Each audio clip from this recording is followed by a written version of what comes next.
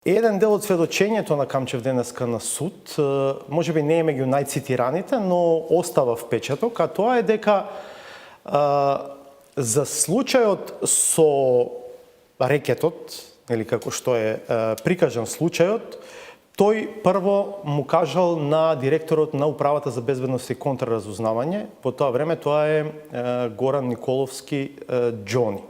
Моето прашање до вас, министре, е дали директорот на УБК ви кажа за вакво нешто?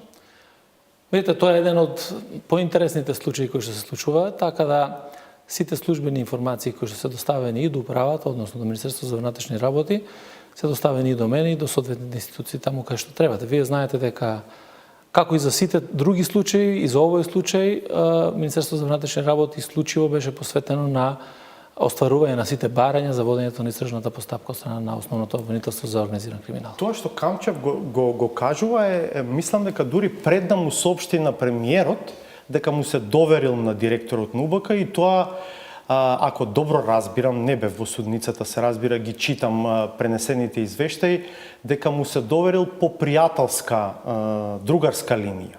Ја не можам да коментирам искази во суд што се даваат, посебно искази кои што јас знаевте? Не сум ги слушнал, затоа ви реков дека сите службени информации кои што биле доставени сум запознат и секоја службена информација била проследена до соодветните органи. Ова не е службено. Не, тоа е ваша констатација.